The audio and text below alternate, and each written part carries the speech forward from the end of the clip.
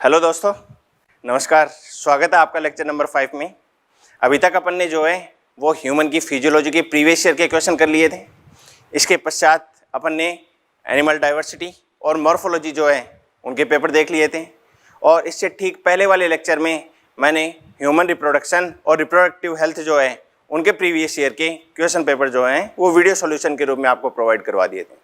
तो CLC ने जो कमिटमेंट आपसे किया था 2013 से 2019 तक जो भी क्वेश्चंस आए हुए हैं नीट में उनका वीडियो सॉल्यूशन देने का, उसमें फिजिक्स का सारा पेपर अपलोड किया जा चुका है, केमिस्ट्री का कंप्लीट अपलोड किया जा चुका है और अभी बायोलॉजी जो है वो प्रोसेस में चल रहा है। कहने का मतलब इस संडे तक या नेक्स्ट जो 2 और 3 डेज हैं इनमें आपके पास कंप्लीट बायोलॉजी का सॉल्यूशन जो है वो भी अचीव हो जाएगा। ओके, इसके अलावा एक इन्फॉर्मेशन मैं आपको और देना चाहता हूँ। जैसा बच्चों की डिमांड है कि हमें PDF फाइल और भिजवा दीजिए इनकी, तो हम clclive.in पर रिसेंटली जो है प्रीवियस ईयर ये जो 2013 से 19 तक जो भी पेपर हुए हैं नीट के, इनकी PDF फाइल भी अपलोड करने जा रहे हैं। ओके, आज अपन बात करेंगे बहुत ही इंपॉर्टेंट टॉपिक जूलॉजी पोर्शन का, जेनेटिक्स, जहाँ से अप्रोक्सीमेटली अगर मैं 2013 से 19 की बात करूँ 48 क्वेश्चन आए हुए हैं बच्चों। 48 क्वेश्चन का मतलब हो गया 16 में नीट 2 बार हुआ था, 8 पेपर हो गए और 8 का डिवीजन यहाँ पर करता हूँ मैं तो कितना आता है, लगभग 8 क्वेश्चन जो हैं 8 पंजे 40, 6 48, हर साल जो है वो 6 क्वेश्चन जो है जेनेटिक्स से आए हुए हैं। तो अप्रोक्सीमेशन में अगर बात करें तो 6 से 7 क्वेश्चन जो है ये टॉपिक अपने आप में कवर करता है। कहने का मतलब 360 नंबर की जो बायोलॉजी आ रही है उसमें 8% अकेला जो है वो जेनेटिक्स कवर अप कर जाता है। तो इस टॉपिक को बहुत ही अच्छे से आप पढ़ें। आइए मूव करते हैं क्वेश्चन नंबर 1 पर। पहला क्वेश्चन पढ़ें। If both the parents are carrier for thalassaemia. हाँ जी, थैलेसीमिया नाम देखते ही अगर क्वेश्चन में आपको बताया भी नहीं गया है कि ये रिसेसिव है या डोमिनेंट है तो भी आपको पता होना चाहिए कि थैलेसीमिया कैसा है, ऑटोसोमल रिसेसिव ये कहलाता है thalassaemia. Which is an autosomal recessive disorder, यहाँ पर मेंशन कर दिया। अगर मेंशन नहीं करता तो भी आपको याद रखना चाहिए ये बात। अगली बात, दोनों पेरेंट्स जो हैं वो कैरियर हैं, इसके लिए अफेक्टेड कोई भी नहीं है पेरेंट्स में। What are the chances of pregnancy resulting in an affected child. तो इनके जो प्रेगनेंसी का रिजल्ट बनेगा उसमें अफेक्टेड चाइल्ड होने की संभावनाएं कितनी है। क्या बताया है, पेरेंट्स कैरियर बताया ऑटोसोमल रिसेसिव के लिए। ऑटोसोमल रिसेसिव के लिए कैरियर कंडीशन क्या बनती है बच्चों, दिस वन। ओके, अगर दोनों स्मॉल ए आ जाता तो ये अफेक्टेड बन जाता, लेकिन यहाँ पर एक ही स्मॉल ए आ रहा है, दूसरा कैपिटल ए है, तो ये अपने आप को अफेक्टेड नहीं, ये कैरियर शो करेगा। ऐसी प्रेगनेंसी के रिजल्टेंट जो प्रोजेनी बनने की संभावना है वो कैसी है, एक इंडिविजुअल ऐसा बनेगा, 2 इंडिविजुअल ऐसे बनेंगे, एक इंडिविजुअल ऐसा बनेगा। याद है ना चेकर बोर्ड मेथड, बिल्कुल। प्रोजेनी जो बनेंगी उस प्रोजेनी के जीनोटाइप को पता करने के लिए चेकर बोर्ड मेथड AA, यहाँ पर AA क्या क्या बन जाएगा, capital A capital A capital A small A capital A small A और स्मॉल A स्मॉल A। इसका मतलब एक इंडिविजुअल ऐसा, 2 इंडिविजुअल जो है कैरियर फॉर्म बनेगी और एक इंडिविजुअल अफेक्टेड बनेगा। अपने से पूछ क्या रहा है, what are the chance of pregnancy resulting in affected child. तो 4 चाइल्ड में से कितना, एक चाइल्ड ऐसा है जो अफेक्टेड बनेगा, मीन्स 25% चांस हो जाएगा। 25% ऑप्शन कौन सा है बच्चों, ऑप्शन नंबर 1। ओके, अगले क्वेश्चन पे मूव करते हैं। Question number 2, which Mendelian idea is depicted by a cross in which the F1 generation resemble both the parent। F1 जो है वो किसी एक से रिजेंबल करता, किसी भी एक पेरेंट से, तो ये क्या कहलाता है, लॉ ऑफ डोमिनेंस कहलाता है। ठीक है, किसी से भी रिजेंबल नहीं करता, दोनों का इंटरमीडिएट बनता, तो बच्चों ये क्या कहलाता है, इनकम्प्लीट डोमिनेंस कहलाता है। और यहाँ क्या बोल रहा है, by A cross in which F1 generation resemble both the parent, दोनों से मेल खाता है। इसका मतलब ये फिनोमिना क्या कहलाता है, कोडोमिनेंस कहलाता है। ऑप्शन देख लें आप, कोडोमिनेंस कहां पर है, दिस वन। ओके, तो आंसर चला जाएगा ऑप्शन नंबर 2। नेक्स्ट क्वेश्चन पे मूव करें। Question number 3, the incorrect statement. जी, जो भी नेगेटिव अप्रोच का क्वेश्चन हो उसको हाईलाइट जरूर कर दें आप, क्योंकि यहाँ पर सिली मिस्टेक होने की संभावनाएं बनी रहती हैं। The incorrect statement with regard to haemophilia. Haemophilia के रेस्पेक्ट में इनकरेक्ट का पता करना है अपने को। It is a dominant disease, no, it is recessive X linked disease ये कहलाती है। इसका मतलब ये क्या हो गया, गलत। इनकरेक्ट ही पूछ रहे हैं तो आंसर तो ये चला गया, लेकिन क्रॉस चेक करना पड़ेगा अपने को आगे की। A single protein involve in clotting of blood is affected. Haemophilia में एंटी हीमोफिलिक फैक्टर जो फैक्टर नंबर 8 है उसकी क्या हो जाती है, डेफिशिएंसी हो जाती है, तो इसकी वजह से हीमोफीलिया प्रोड्यूस होता है। लेकिन यहाँ पर एक एडिशनल इन्फॉर्मेशन आप याद रखना, फैक्टर 8 की कमी होती है तो हीमोफीलिया ए होगा, और फैक्टर 9 जिसको क्रिसमस फैक्टर के नाम से भी जाना जाता है उसकी अगर कमी हो जाएगी तो फिर हीमोफीलिया बी कंडीशन आ जाएगी। ठीक है, मोस्ट कॉमन कौन सी है, हीमोफीलिया ए कंडीशन कहलाती है। ओके, तो सिंगल प्रोटीन इन्वॉल्व होता है ब्लड क्लॉटिंग में, एंटी हीमोफिलिक फैक्टर की क्या हो जाती है, डेफिशिएंसी। बात क्या है, सही। It is a sex linked disease, बिल्कुल सेक्स लिंक्ड, और वो भी कैसी, एक्स लिंक्ड रिसेसिव कहलाती है, बिल्कुल ठीक बात है। It is A recessive disease, तो कौन सा गलत हो जाएगा, ऑप्शन नंबर फर्स्ट जो है वो इनकरेक्ट चला जाएगा। ओके, अगले क्वेश्चन पे मूव करें। Question number 4, if 2 person with AB blood group marry and have sufficiently larger number of the children, these children could be classified as A blood group भी है, AB blood group भी है, और B blood group भी है। और ratio क्या है इन ब्लड ग्रुप का, this one. Modern technique of the protein electrophoresis reveals that presence of both A and B type of protein in AB blood group individual, this is an example of। कहने का मतलब है बहुत सारी गोल गोल बातें कर ली और अल्टीमेटली एक छोटी सी चीज अपने से पूछना चाह रहे हैं, वो क्या, कि जो मॉडर्न टेक्निक बनी है उसमें ए और बी टाइप ऑफ प्रोटीन जो है वो AB ब्लड ग्रुप में पाए जाते हैं।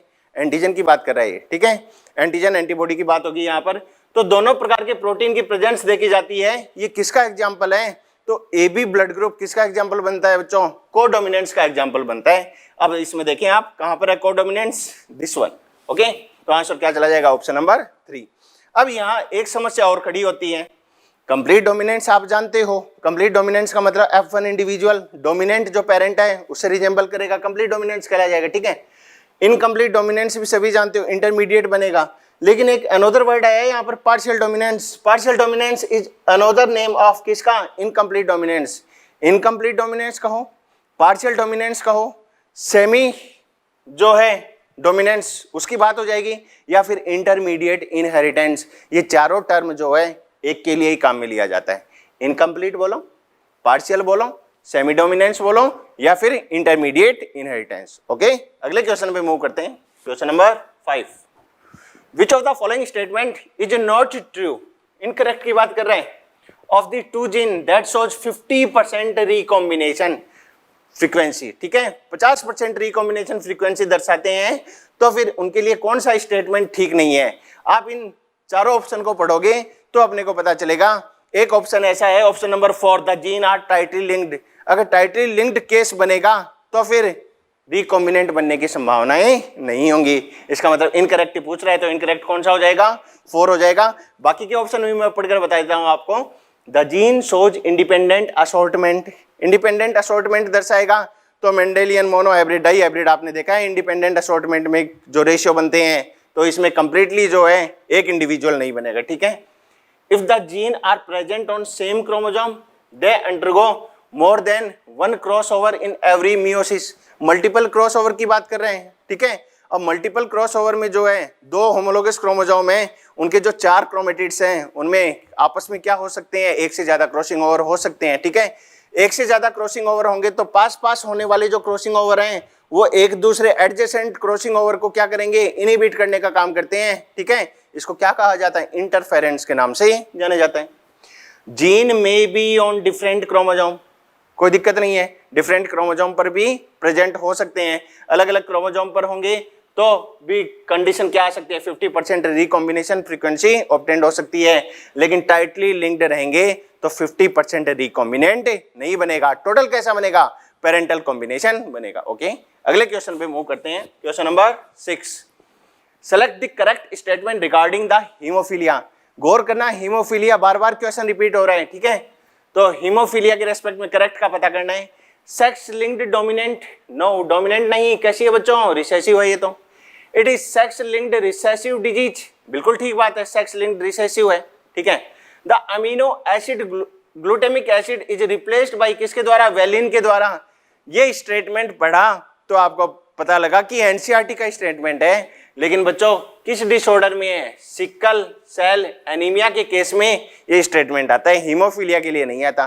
तो ये भी गौर करना, आप स्टेटमेंट आपको पढ़ने से लगेगा कि हाँ ये तो एनसीईआरटी की लाइन है, ठीक है, लेकिन क्या इससे रिलेटेड है क्या? हीमोफीलिया से? हीमोफीलिया से रिलेटेड नहीं है, यहाँ भी सिली मिस्टेक हो सकती है। ओके, तो ये स्टेटमेंट भी क्या हो गया? हीमोफीलिया के लिए रॉन्ग हो गया। ठीक है, पहला रॉन्ग है, तीसरा रॉन्ग है। It is common in both male and female. Male और फीमेल में दोनों में इक्वली कॉमन नहीं होता है। फीमेल इसके लिए क्या होती है? कैरियर होती है। फीमेल में अगर हीमोफिलिक कंडीशन क्या बनती है? XH बनती है। तो आपको पता है कि ये एम्ब्रियोनिक कंडीशन के दौरान ही क्या हो जाती है? इसकी डेथ हो जाती है। क्लियर होगी? इसका मतलब है फीमेल कैसी देखी जाती है इस वाले केस में? कैरियर देखी जाती है, XHX ये फॉर्म देखी जाएगी। तो करेक्ट पूछ रहा है, करेक्ट कौन सा हो गया? Sex linked recessive disorder. Okay, अगले क्वेश्चन पे मूव करते हैं। Question number 7, which of the following is not an example of trisomy? हाँ जी, ट्राइसोमी आप जानते हैं कौन सी कंडीशन है म्यूटेशन की? 2n+1 आया ना, 2n+1+1 हो जाता तो डबल ट्राइसोमी हो जाती। 2n+2 हो जाता तो इसको टेट्रासोमी कह देते। 2n-1 हो जाता कंडीशन क्या कहलाती? मोनोसोमी कहलाती। क्लियर? तो याद है ना, यूप्लॉइडी एन्यूप्लॉइडी, एन्यूप्लॉइडी में ये केस बनते हैं। क्लियर? यूप्लॉइडी में तो पूरा का पूरा क्रोमोसोम का सेट ही गायब हो जाएगा, 2n-n हो जाता है, 2n+n हो जाता है। याद है ना जी? चले, not an example of trisomy. Down syndrome की मैं बात करूं तो 21st क्रोमोसोम, 21st जो ऑटोसोम है उसकी ट्राइसोमी ये कहलाता है। ये तो करेक्ट है इसके लिए। क्लाइनफिल्टर सिंड्रोम, क्लाइनफिल्टर सिंड्रोम में अपन क्या देखेंगे? हाँ जी, 44+XXY ये कंडीशन अराइज हो जाती है। तो एक क्रोमोसोम बढ़ा है ना यहाँ पर भी अपन क्या बात कर रहे थे? एक क्रोमोसोम बढ़ने की बात कर रहे थे। ठीक है, तो ये बात भी क्या है? करेक्ट है। ठीक है, variation in capsule size in धतूरा, धतूरा की जो कैप्सूल साइज है उनमें वेरिएशन के कारण उनकी शेप जो है वो क्या होती चली जाती है? चेंज होती चली जाती है। ठीक है जी, ये कंडीशन क्या कहलाती है? 2n+1 इस कंडीशन में शेप चेंज हो जाती है। 2n इस केस में कितना होता है? 24+1 = 25। इतना डिटेल में जाने की आपको आवश्यकता नहीं है। ये याद रखना है कि धतूरा में कैप्सूल साइज जो होती है उसमें वेरिएशन आना जो है वो किसका एग्जाम्पल है? ट्राइसोमी का एग्जाम्पल कहलाता है। एक क्रोमोसोम यहाँ पर भी बढ़ रहा है। टर्नर सिंड्रोम की अगर मैं बात करूं तो टर्नर सिंड्रोम बच्चों क्या होता है? 44+X0 कंडीशन क्या कहलाती है? टर्नर सिंड्रोम कहलाती है। ये ट्राइसोमी नहीं है, it is an example of monosomy. समझ गए? इसका मतलब आंसर क्या चला जाएगा? Option number 4। ओके, अगले क्वेश्चन पे मूव करते हैं। क्वेश्चन नंबर 8 देखें, आप पढ़ें इसको। Person with blood group AB is considered as universal recipient. O तो क्या कहलाता है? यूनिवर्सल डोनर, हाँ है ना। और AB क्या कहलाता है? Universal recipient. O universal donor क्यों है? क्योंकि उसके पास क्या नहीं पाया जाता है साहब? उसके पास प्रेजेंट नहीं होता है कोई भी एंटीजन। ठीक है, और AB blood group universal recipient क्यों है? क्योंकि उसके पास जो ब्लड प्लाज्मा है AB का, उस ब्लड प्लाज्मा में एंटीबॉडीज की प्रेजेंस नहीं देखी जाती है। एंटीजन की पोजीशन याद रखें RBC की सरफेस पर, एंटीबॉडीज की पोजीशन याद रखें कहां पर? ब्लड के प्लाज्मा में।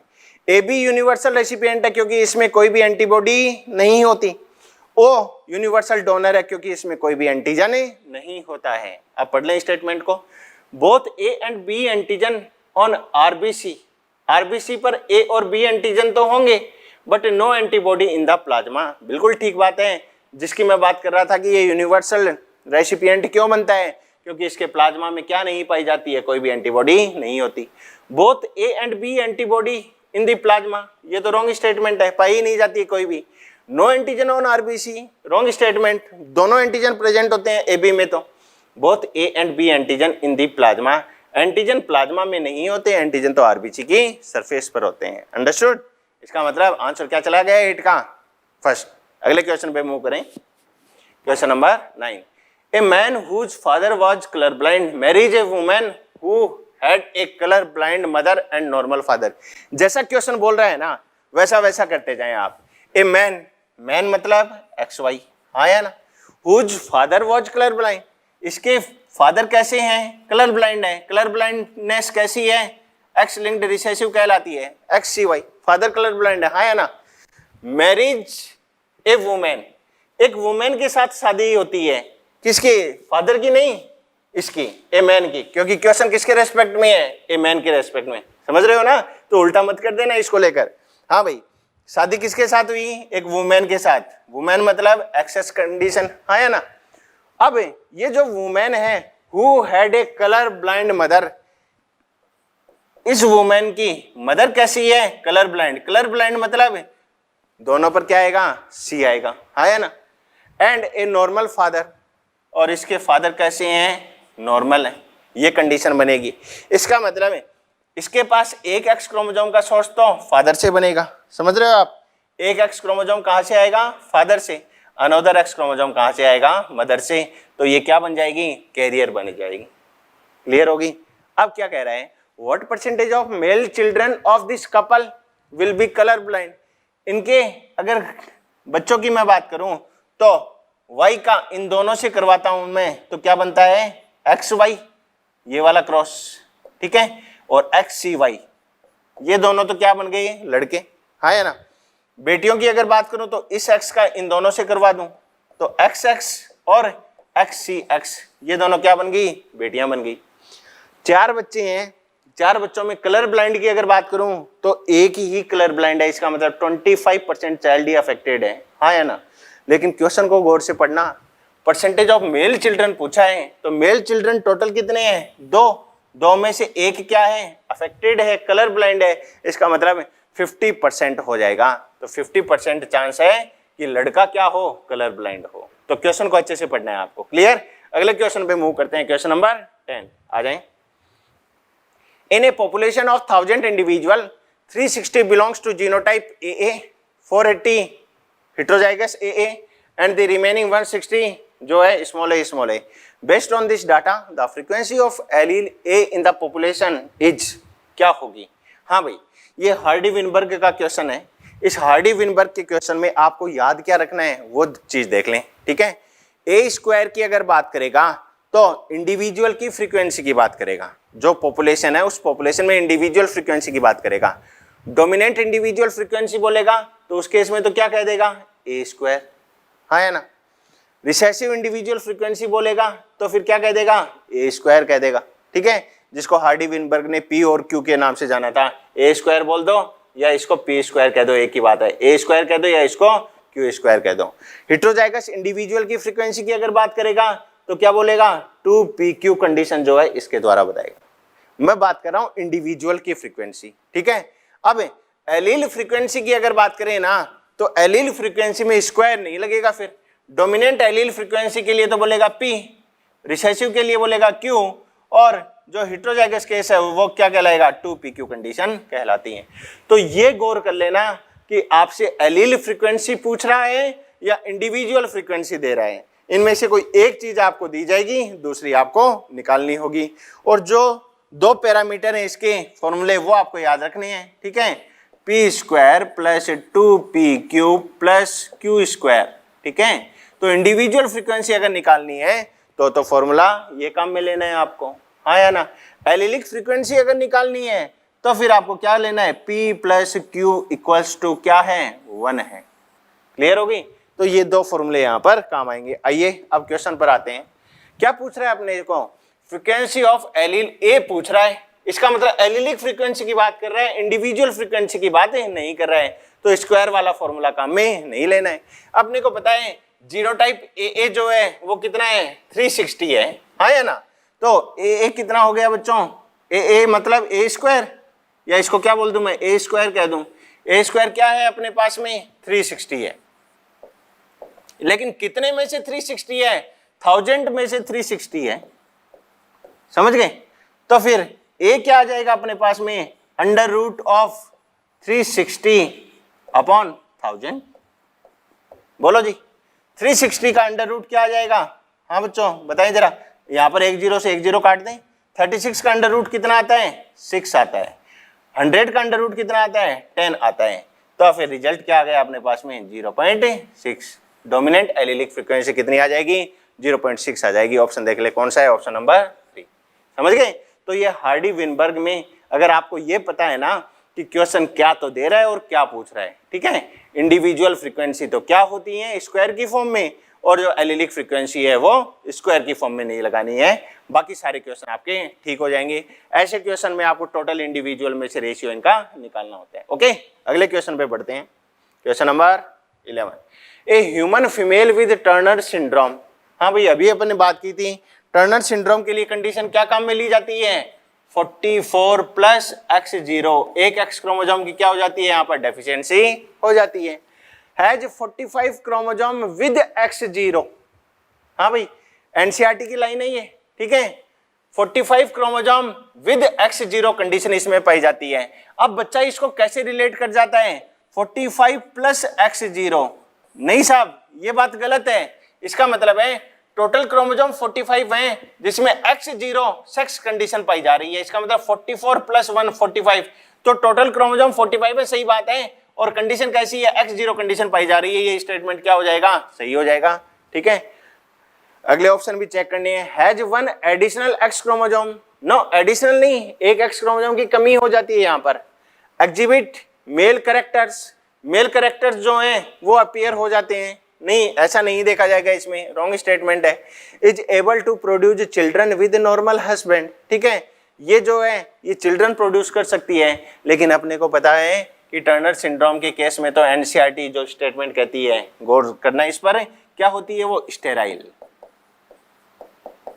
स्टेराइल होती है। ओवरी कैसी होती है,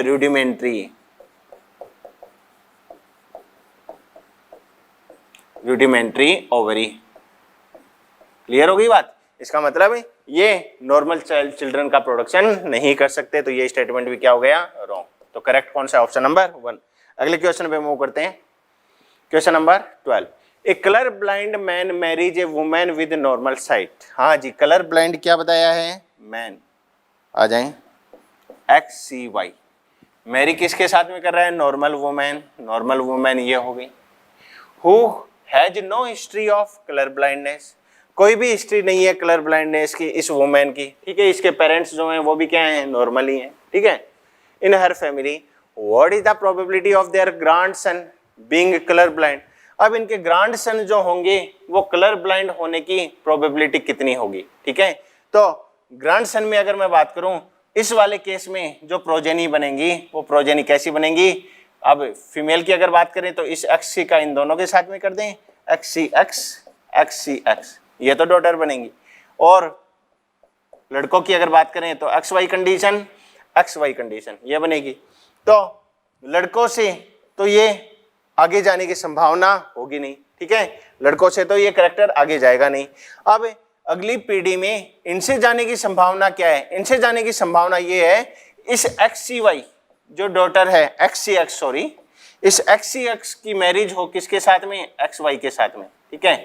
तो फिर अब ग्रांड सन पूछ रहा है लड़के कितने प्रभावित होने की संभावना है, लड़के मतलब इस Y का इन दोनों के साथ में XCY और क्या बनेगा XY, तो 2 लड़के होने की संभावना यहाँ पर बनेगी। कलर ब्लाइंड कितना है, 1 है 2 में से, इसका मतलब 0.5 हो जाएगा, ओके, ऑप्शन नंबर 1 चला जाएगा, क्लियर। नेक्स्ट क्वेश्चन पे बढ़ते हैं, question number 13। An abnormal human baby with XXX sex chromosome was born due to, ठीक है, तो ह्यूमन का बेबी है, एबनॉर्मल है, कंडीशन कैसी है, XXX कंडीशन है। अब ये XXX कंडीशन किस कारण आई होगी, फ्यूजन ऑफ 2 ओवा एंड 1 स्पर्म, एक स्पर्म 2 ओवा को कैसे फर्टिलाइज कर सकता है, गलत बात है ना ये तो, क्योंकि एक स्पर्म पेनिट्रेट करता है किसको, एक ओवा को। फ्यूजन ऑफ 2 स्पर्म एंड 1 ओवा, एक ओवम को 2 स्पर्म पेनिट्रेट नहीं कर सकते, याद करो फर्टिलाइजेशन मेम्ब्रेन बन जाएगी, आया ना, तो ये स्टेटमेंट भी क्या है, रॉन्ग है। Formation of abnormal sperm in the father में एबनॉर्मल स्पर्म बनेगा, इसका मतलब क्या होगा, या तो नॉर्मल स्पर्म क्या होता है, या तो उसमें X आ जाए या फिर उसमें Y आ जाए, तो ये तो नॉर्मल कहलाता है। एबनॉर्मल स्पर्म का क्या मतलब होगा, जो स्पर्म बनेगा उसमें क्या नहीं पाया जाएगा, कोई भी सेक्स क्रोमोसोम नहीं मिलेगा, और उधर फीमेल में क्या पाया जा रहा है, एक गैमेट में एक X क्रोमोसोम, तो कंडीशन क्या आएगी, X0 आएगी, टर्नर सिंड्रोम होने की संभावना यहाँ पर बढ़ती है, तो ये भी XXX के लिए रेस्पॉन्सिबल नहीं होगा। फॉर्मेशन ऑफ एबनॉर्मल ओवा, नॉर्मल ओवा तो केवल X है, एबनॉर्मल ओवा का मतलब बच्चों दोनों सेक्स क्रोमोसोम एक में ही आ जाएं या फिर सेक्स क्रोमोसोम आए ही नहीं, दोनों ही क्या है, एबनॉर्मल ओवा कंडीशन है। फॉर्मेशन ऑफ एबनॉर्मल ओवा इन मदर, अगर मदर में एबनॉर्मल ओवा बनता है और इधर जो है स्पर्म कैसा है, एक्स टाइप का स्पर्म है, क्योंकि स्पर्म एक्स टाइप का हो सकता है, वाई टाइप का हो सकता है। अब इनका अगर फ्यूजन होगा तो कंडीशन क्या बनेगी, एक्स एक्स एक्स कंडीशन बनेगी। इसका मतलब इसके लिए करेक्ट कौन सा स्टेटमेंट हो जाएगा, ऑप्शन नंबर 4। ओके, इजी है ना। हाँ, अगले क्वेश्चन पे बढ़ते हैं, आ जाए। एलील्स आर, तो इसकी डेफिनेशन आपको याद है, एलील क्या थी, होमोलोगस क्रोमोसोम पर सेम लोकस पर पाई जाने वाली जो स्ट्रक्चर है वो क्या कहलाती है, एलील या एलीलोमॉर्फ के नाम उनको जाना जाता है। ठीक है, तो क्या बोल दिया, एलील्स क्या है, different molecular form of a gene, एक जीन की डिफरेंट मोलिकुलर फॉर्म है, क्या कहलाती है, एलील कहलाती हैं। ठीक है, अगला देखें, हेट्रोजाइगोट्स, एलील्स आर हेट्रोजाइगोट्स होती हैं, जरूरी नहीं है। डिफरेंट फिनोटाइप, भिन्न फिनोटाइप प्रदर्शित करती हैं, सेम भी पैदा कर सकती हैं, जरूरी नहीं है डिफरेंट ही करें। True breeding homozygote, true breeding homozygote को रिप्रेजेंट करती है, हमेशा ट्रू ब्रीडिंग होमोजाइगोट हो, ये भी क्या है, गलत है। ठीक है, तो एक जीन की डिफरेंट मोलिकुलर फॉर्म्स क्या कहलाती हैं, एलील्स कहलाती हैं। Option number first correct option हो जाएगा। ओके, अगले क्वेश्चन पे मूव करते हैं, थ्योरेटिकल क्वेश्चन था ये, easy. Next, the movement of a gene from one linkage group to another is called, एक लिंकेज ग्रुप से अनदर लिंकेज ग्रुप पर किसका जाना, जीन का मूवमेंट होना क्या कहलाता है बच्चों, दिस इज नोन एज क्या कहलाता है, ट्रांसलोकेशन कहलाता है। ठीक है, क्रॉसिंग ओवर किसको बोला था, एक्सचेंज ऑफ क्रोमोसोमल सेगमेंट्स बोला था। ठीक है, मियोसिस के दौरान, ये सेल साइकिल के दौरान पड़ी हुई बात है अपनी। ठीक है, अगली बात, ट्रांसलोकेशन, इन्वर्जन, डुप्लीकेशन, ये किसके एग्जाम्पल हैं, याद करो, म्यूटेशन के एग्जाम्पल बताए थे आपको। क्लियर, तो इसमें एक लिंकेज ग्रुप से अनदर पर जीन का जाना क्या कहलाता है, ट्रांसलोकेशन कहलाता है। इन्वर्जन का मतलब है सेगमेंट उल्टा होकर जुड़ जाता है। क्लियर, और यहाँ पर बात करें किसकी, डुप्लीकेशन की, तो एक आर्म जो है वो क्या हो जाती है, डुप्लीकेट हो जाती है। डुप्लीकेशन के रेस्पेक्ट में अगर बात करें तो जैसे ये क्रोमोसोम है, ठीक है, क्या पाया जा रहा है, 1 2 3 4 5 6 7 8, ये क्या पाई जा रही है, जीन। ठीक है, अब डुप्लीकेशन हो जाए, डुप्लीकेशन हो जाए मतलब एक आर्म का डुप्लीकेशन हो गया, क्या पाया जा रहा है, 5 6 7 8, ये कंडीशन क्या कहलाती है, डुप्लीकेशन कहलाती है। डुप्लीकेशन के रेस्पेक्ट में एक चीज आपको याद रखनी है, अगर कोई रिसेसिव एलील पाई जा रही है तो डुप्लीकेशन के कारण वो अपने आप को क्या बना देगी, एक्सप्रेसिव बना देती है। अगर लीथल कंडीशन में है तो फिर ये जानलेवा भी बन सकता है। ठीक है ना, क्योंकि रिसेसिव अगर रिपीट हो जाता है तो अपने आप को क्या कर देता है, एक्सप्रेस कर देता है। इन्वर्जन में अपन ने क्या बोला था, जैसे ये क्रोमोसोमल सेगमेंट है, ठीक है, 1 2 3 4 5 6 ये पाए जा रहे हैं। ठीक है, इन्वर्जन का मतलब है कोई एक पार्ट सेंटर से टूट जाए या फिर टर्मिनल रीजन से टूट जाए, और किस मैनर में, अगेन जुड़ जाए, इसी पर रिवर्स मैनर में 1 2 3 4 टूटा था, 4 3 के रूप में जुड़ गया, और ये 5 6, तो ये क्या कहलाता है, इन्वर्जन कहलाता है। ट्रांसलोकेशन में क्या बोलेंगे, एक क्रोमोसोम से दूसरे पर जीन जो है वो मूवमेंट करती है, तो ऑप्शन नंबर 1 चला जाएगा। अगले क्वेश्चन पे मूव करें, question number 16, which is the most common mechanism of genetic variation in the population of A sexually reproducing organism. हाँ जी, इंडिविजुअल कैसे हैं, सेक्सुअली रिप्रोड्यूसिंग इंडिविजुअल हैं, और मोस्ट कॉमन वे कौन सा होता है वेरिएशन का, जो नॉर्मली चलता है। नॉर्मली कौन सा चलता है साहब, देख लें आप इसमें, genetic drift, recombination, transduction, chromosomal aberration, तो वेरिएशन आने का कारण कौन सा होता है, रिकॉम्बिनेशन, नॉर्मली यही चलता है। और चांसेज ऑफ म्यूटेशन होने के कारण ये क्रोमोसोमल एब्रेशन भी हो सकता है। जेनेटिक ड्रिफ्ट भी क्या है, एक चांस कंडीशन ही कहलाती है। ठीक है, ट्रांसडक्शन भी क्या है, फॉरेन डीएनए का इंट्रोडक्शन कहलाता है किसी भी ऑर्गेनिज्म में। तो नॉर्मली कौन सा होगा, रिकॉम्बिनेशन चलेगा। अपने से यही पूछ रहा है कि मोस्ट कॉमन मैकेनिज्म पूछ रहा है, कॉमन मैकेनिज्म कौन सा है, रिकॉम्बिनेशन। ओके, अगला question, question number 17, multiple alleles are present. हाँ भाई, अगर एलील वर्ड बोल दिया ना तो एलील वर्ड के लिए लोकस आप अब चेंज नहीं करोगे। अगर लोकस चेंज हो जाएगी ना या क्रोमोसोम चेंज हो जाएगा तो फिर कंडीशन कैसी बन जाएगी, नॉन एलील कहलाएंगी, ये नॉन एलीलिक कंडीशन बन जाएगी। मल्टीपल एलील बोल दिया, इसका मतलब एक ही लोकस पर क्या पाई जा रही है, बहुत सारी एलील पाई जा रही हैं। At the same locus of the chromosome, बिल्कुल ठीक बात है, सेम लोकस पर होंगी।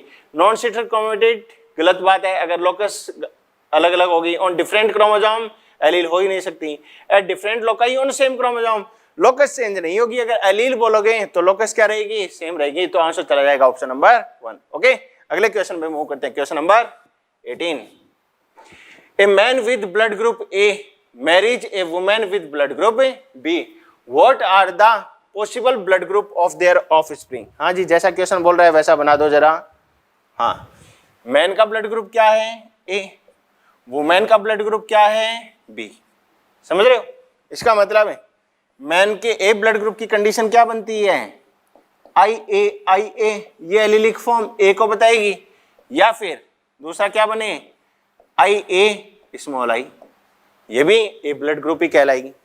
बी ब्लड ग्रुप के लिए कंडीशन क्या बनेगी, आई बी, या फिर क्या बन जाए, आई बी स्मॉल आई बन जाए, है ना जी। अब देखें possible blood group of spring में कौन से होंगे। अगर इस ए के साथ में कौन आता है, बी आता है, तो कंडीशन क्या बनती है, ए बी, ये ब्लड ग्रुप बनेगा। समझ रहे हो? अगली बात, ए के साथ में बी, वही ए बी बनेगा, है ना। ए के साथ में कौन आ जाए, आई बी आ जाए, तो फिर से कंडीशन क्या बनेगी, ए बी वाली बनेगी। लेकिन इस आई ए के साथ में स्मॉल आई ए आ जाए तो फिर कंडीशन क्या बनती है, इसके साथ अगर स्मॉल आई आ जाए तो कंडीशन बनती है ए ब्लड ग्रुप। समझ रहे हो? अगली बात, आई ए के साथ में बी आ जाए ए बी बनेगा, आई ए के साथ में आई बी आ जाए ए बी बनेगा, ठीक है। आई ए के साथ में आई बी आ जाए ए बी बनेगा, लेकिन इस आई ए के साथ में आई आ जाए तो क्या बनेगा, ए, जो अपन ने पहले ही बना दिया है, कोई बड़ी बात नहीं है। इस आई के साथ में बी आ जाए तो फिर बच्चों क्या बनेगा, इसके साथ अगर ये कंडीशन आ जाए तो ब्लड ग्रुप बनता है बी, है ना। और लास्ट कंडीशन जो बनेगी वो लास्ट कंडीशन कौन सी कहलाएगी, अगर इस आई के साथ में स्मॉल आई आ जाए तो ब्लड ग्रुप क्या बनता है, ओ बनता है। इसका मतलब है ऐसी पॉसिबिलिटी अगर होगी पेरेंट्स में तो ब्लड ग्रुप प्रोजेनी में कैसा बनेगा, चारों ही प्रकार का बन जाएगा, A B and O. Option number 1 जो है आंसर चला जाएगा। ओके, अगले क्वेश्चन पे मूव करते हैं। Question number 19, a gene showing codominance has, codominance दर्शा रही है, क्या होता है उसके पास, one allele dominant on another. Codominance में तो अपन ने क्या बोला था कि डोमिनेंस ही नहीं दर्शाएगी, दोनों इक्वली अपने आप को एक्सप्रेस करेंगी, तो ये बात तो गलत है। Alleles tightly linked on the same chromosome, एक ही क्रोमोसोम पर टाइटली लिंक्ड है, इस कंडीशन में भी जो है वो सेग्रीगेशन नहीं होगा, किसकी बात नहीं होगी, कोडोमिनेंस की बात नहीं होगी। Allele that are recessive to each other, एक दूसरे के लिए रिसेसिव होती हैं, इसकी बात ये कोई कंसेप्ट बना ही नहीं। Both allele independently expressed in heterozygous condition, heterozygous condition, for example A B blood group, तो ए भी एक्सप्रेस कर रहा है इक्वली, बी भी एक्सप्रेस कर रहा है ना। तो कोडोमिनेंस किसको दर्शाएगा, ऑप्शन नंबर 4 इसके लिए करेक्ट चला जाएगा। अगला question, question number 20, the term linkage was coined by, हाँ जी, लिंकेज टर्म जो है वो किसने दिया है, तो क्रोमोसोमल थ्योरी ऑफ लिंकेज की बात करें तो शीटोन एंड बोवेरी आपको याद है, ठीक है। और लिंकेज पर एक्सपेरिमेंट की अगर बात करें तो कौन जाएगा, थॉमस हंट मॉर्गन चला जाएगा। और थॉमस हंट मॉर्गन जो है इन्होंने क्या दिया है, लिंकेज वर्ड जो है उसको भी कॉइंड किया है। तो आंसर क्या चला गया, ऑप्शन नंबर 1। ओके, हाँ तो बच्चों अगले क्वेश्चन पे मूव करते हैं। क्वेश्चन नंबर 21 आ जाए। Identify the correct order of organisation of genetic material from largest to smallest, ठीक है जी। अब इस ऑर्डर में आप इन ऑप्शन को पढ़ोगे तो आपके सामने सबसे पहले आएगा जीनोम। जीनोम क्या आ जाएगा, सारा कंस्टिट्यूशन आ जाएगा, डीएनए कंटेंट एक इंडिविजुअल का जो है वो क्या कहलाता है, मिलकर जीनोम कहलाता है, सबसे बड़ा जीनोम होगा। उसके बाद क्रोमोसोम आएगा, फिर जीन आएगी, फिर न्यूक्लियोटाइड्स आते हैं, ठीक है।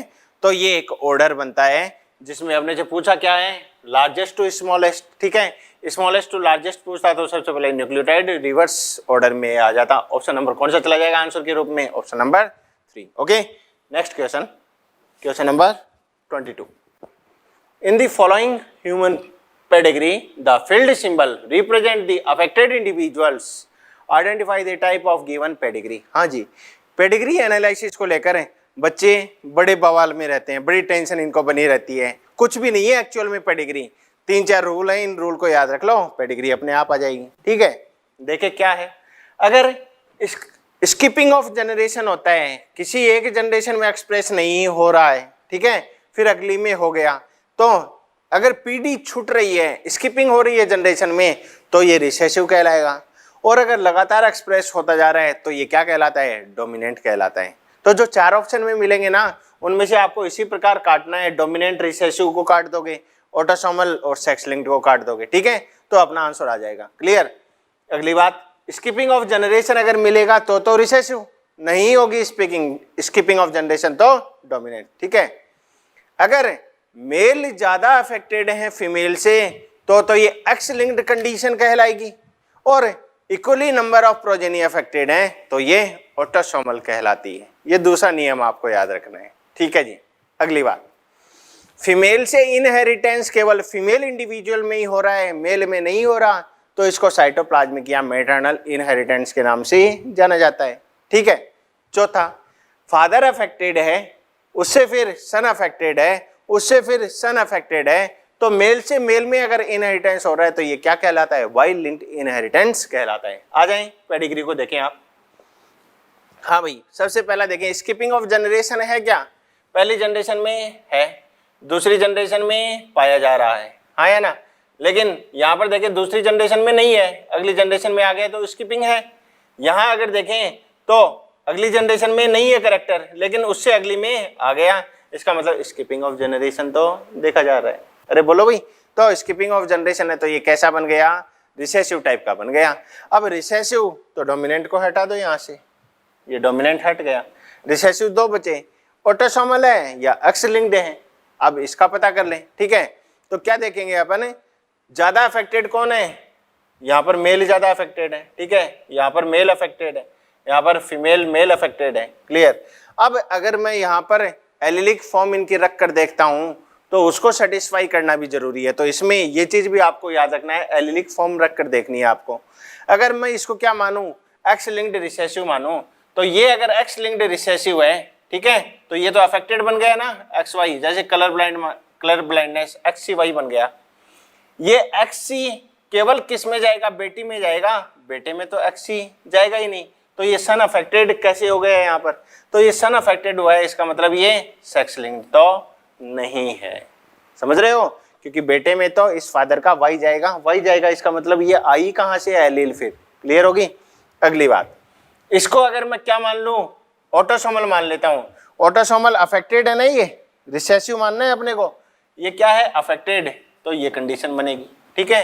अब ये स्मॉल ए यहाँ आ जाए, स्मॉल ए यहाँ आ जाए, ये दोनों अफेक्टेड बने, ये अफेक्टेड नहीं है, इसका मतलब ये कंडीशन कैसी है, हेटेरोजाइगस कंडीशन है, ठीक है जी। तो यहाँ तो क्या बना होगा, ये बना होगा, यहाँ क्या बना होगा, ये कंडीशन बनी होगी, बोलो जी। अब ये हेटेरोजाइगस कंडीशन है, अब यहाँ प्रोबेबिलिटी क्या हो सकती है, दोनों में ही नहीं है डिसऑर्डर, इसका मतलब है ये कंडीशन हो सकती है यहाँ पर, ठीक है जी। ये ऐसा है, ये अफेक्टेड नहीं है, ये अफेक्टेड है, इसका मतलब है दूसरा क्या रहा होगा, हेटेरोजाइगस ही रहा होगा, तभी तो ये यहाँ पर स्मॉल ए बनेगा, क्योंकि एक ए यहाँ से आएगा, एक ए यहाँ से आएगा। तो कंडीशन फुलफिल कर कर देखनी है पेडिग्री एनालिसिस में, और कुछ भी नहीं है। तो अपन ने जब कंडीशन फुलफिल की तो अपने को पता लग गया कि ये डिसऑर्डर कैसा है, ऑटोसोमल रिसेसिव कहलाता है। ओके, अगले क्वेश्चन पे मूव करते हैं। Question number 23, in a test cross involving F1 dihybrid flies more parental type offspring were produced than the recombinant type। Parental type ज्यादा हैं, रिकॉम्बिनेंट कम बने रहे हैं, ठीक है। दिस इंडिकेट किसको दर्शाता है, तो याद करो लिंकेज की, जहां पर अपन ने बात की थी, पेरेंटल टाइप ज्यादा बनता है, रिकॉम्बिनेंट 50% से कम बनता है, याद है ना आपको। अब इसमें भी 2 कंडीशन आई थी, कंप्लीट लिंकेज होगा तो क्या हो जाएगा, सारे पेरेंटल टाइप हो जाएंगे, रिकॉम्बिनेंट बनेगा ही नहीं, और इनकम्प्लीट लिंकेज होगा तो पेरेंटल ज्यादा बनेगा और दूसरा जो है रिकॉम्बिनेंट कम बनेगा। अब इसमें से ऑप्शन को आप स्टडी कर लो, कौन सा आ जाएगा, chromosome fail to separate during meiosis, meiosis के दौरान सेपरेट नहीं हुए हैं, 2 जीन आर लिंक्ड, जी बिल्कुल लिंक्ड हैं, and present on same chromosome, एक ही क्रोमोसोम पर ये जीन पाई जा रही हैं। अब लिंक्ड बोल दिया, अगर किसी दूसरे ऑप्शन में क्या बोल देता, इनकम्प्लीटली लिंक्ड, वो ज्यादा करेक्ट हो जाता है इस केस में, लेकिन इनकम्प्लीट लिंकेज ही कहीं भी ये बात नहीं कर रहा है, तो ऑप्शन नंबर कौन सा चला जाएगा इसके लिए, दूसरा। Both of the characters are controlled by more than one gene, एक जीन के द्वारा कंट्रोल्ड। पॉलीजेनिक इनहेरिटेंस की यहाँ पर बात नहीं करेंगे, ये पॉलीजेनिक नहीं है सब। Two gene are located on two different chromosome, अलग अलग क्रोमोसोम पर लोकेटेड है, इसका मतलब लोकस उनकी अलग अलग है। लोकस अलग अलग है तो करेक्टर जो कंट्रोल करेंगे वो भी क्या हो जाएगा, अलग अलग हो जाएगा। क्लियर? तो आंसर कौन सा चला गया, ऑप्शन नंबर 2। ओके, अगले क्वेश्चन पे मूव करते हैं। Question number 24, match the term in the column 1 with their description in the column second. यहाँ पर कुछ टर्म्स दी गई हैं, यहाँ उनका डिस्क्रिप्शन दिया गया है, इनको मैच करना है। डोमिनेंस, डोमिनेंस क्या होती है साहब? Many gene govern a single character, बहुत सारी जीन एक सिंगल करेक्टर को कंट्रोल करती हैं, तो ये तो क्या कहलाता है, पॉलीजेनिक कहलाता है। इसका मतलब डी का तो क्या आना चाहिए, 1 आना चाहिए, हाँ है ना। In a heterozygous organism only one allele expresses itself. Heterozygous जो कंडीशन है, जैसे मैं टॉल प्लांट की बात कर लूँ, टॉल और ड्वार्फ की, हेटेरोजाइगस क्या बनाता है, ये बनाता, हाँ है ना। इसमें केवल एक ही अपने आप को एक्सप्रेस कर रही है, लॉ ऑफ डोमिनेंस कहलाता कि नहीं, इसका मतलब डोमिनेंस ये कहलाती है, तो क्या आना चाहिए, ए का सेकंड आना चाहिए साहब। ठीक है, अगली बात, डोमिनेंस के आगे क्या आ जाएगा, second. In a heterozygous organism both allele expresses themselves fully, बराबर एक्सप्रेस कर रही हैं, इसका मतलब ये कोडोमिनेंस कहलाता है, तो थर्ड का क्या हो जाएगा, कोडोमिनेंस। प्लियोट्रोपिक बच गया कौन सा, फर्स्ट आ गया, सेकंड, थर्ड, फोर्थ बच गया। प्लियोट्रोपिक क्या है, a single gene influence inheritance of many character, बिल्कुल ठीक बात है। एक सिंगल जीन बहुत सारे कैरेक्टर का इनहेरिटेंस अगर दर्शाती है तो ये क्या कहलाता है, प्लियोट्रोपी कहलाती है। बात समझ में आ गई? तो ये इनका मैच हो जाएगा 2 3 4 1, आंसर कौन सा हो जाएगा, 2 3 4 1। ओके ओके, यहाँ पर अब एक चीज मेरे को और भी बतानी है आपको, ठीक है। इनके एग्जाम्पल आपको याद रखने हैं, ये तो कोई बात नहीं, सबको पता है कौन कौन से कोडोमिनेंस का एग्जाम्पल, AB ब्लड ग्रुप है, MN ब्लड ग्रुप है, सबको पता है ना जी। प्लियोट्रोपी जो है, इस प्लियोट्रोपी में आपको एग्जाम्पल याद रखने हैं। प्लियोट्रोपी के एग्जाम्पल लिख रहा हूं मैं यहाँ पर, ठीक है। Sickle cell anaemia, phenylketonuria, क्या बोला है, प्लियोट्रोपी मतलब एक ही जीन है जो मैनी कैरेक्टर को इन्फ्लुएंस कर रही है। ऐसे ही ड्रोसोफिला में जो व्हाइट आई के लिए जीन होती है, ड्रोसोफिला, कौन सी जीन, व्हाइट आई, व्हाइट आई के लिए रेस्पॉन्सिबल जो जीन है वो दूसरा कैरेक्टर और क्या दर्शाती है, डी पिगमेंटेशन भी दर्शाती है, डी पिगमेंटेशन को भी रिप्रेजेंट करती है। तो ये एग्जांपल है प्लियोट्रोपी की। पॉलीजेनिक के भी एग्जांपल आपको याद रखने हैं। पॉलीजेनिक के एग्जांपल यहां लिख रहा हूं मैं आपको, कर्नल कलर इन व्हीट,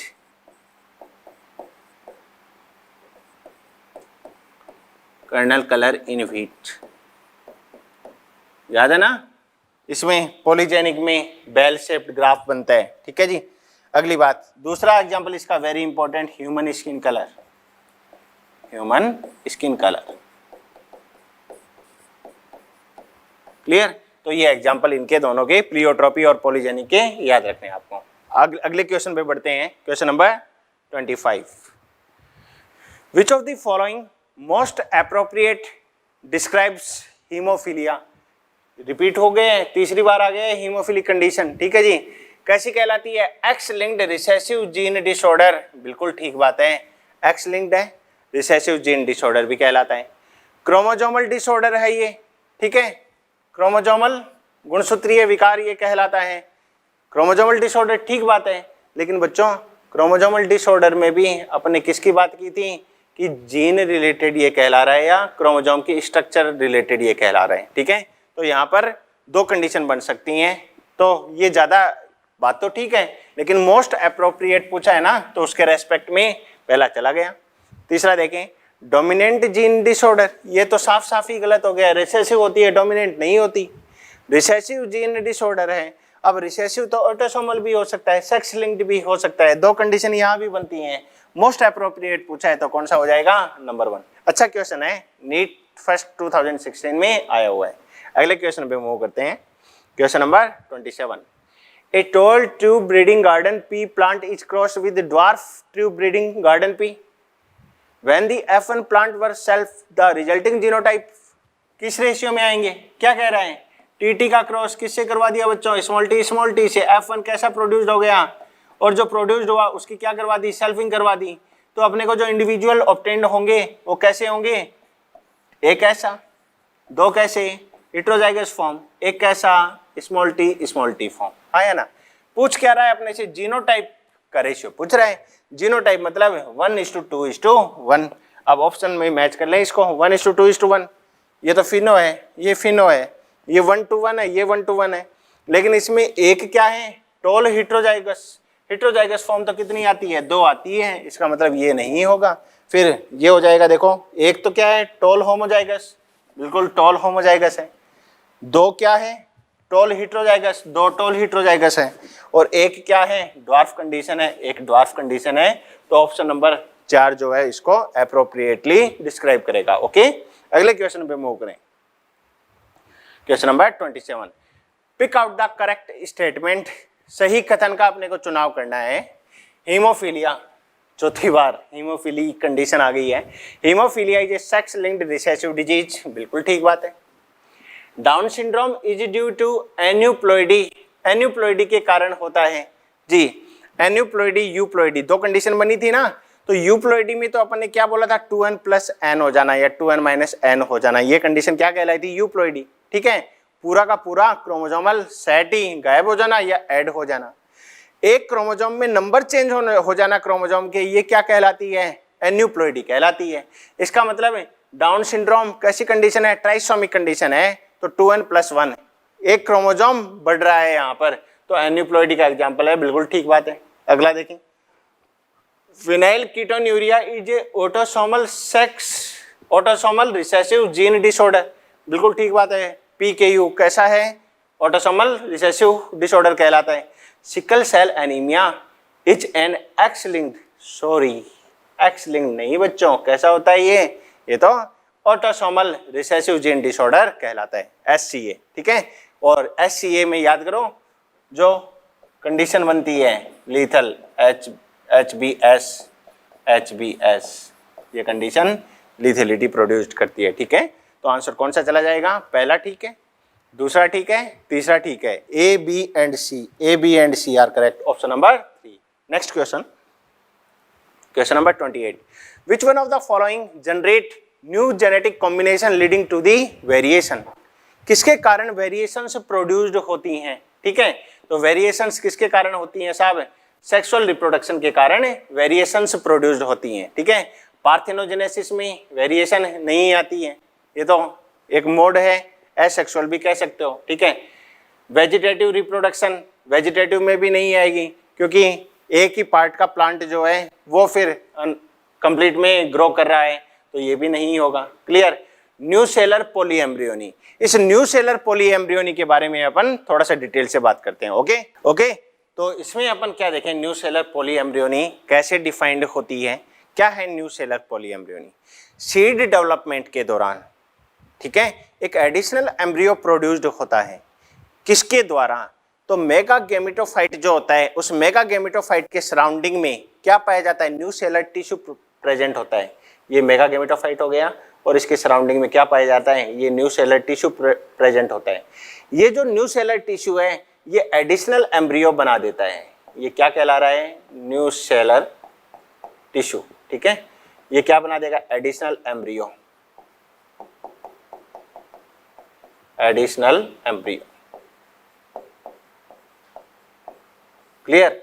तो मेगा गेमेटोफाइट के सराउंडिंग में पाया जाने वाला जो न्यू सेलर टिश्यू होता है, ये सीड डेवलपमेंट के दौरान एडिशनल एम्ब्रियो का फॉर्मेशन करता है, और ये जो एडिशनल एम्ब्रियो है ये जो पेरेंट है उसका ही क्लोन कहलाता है।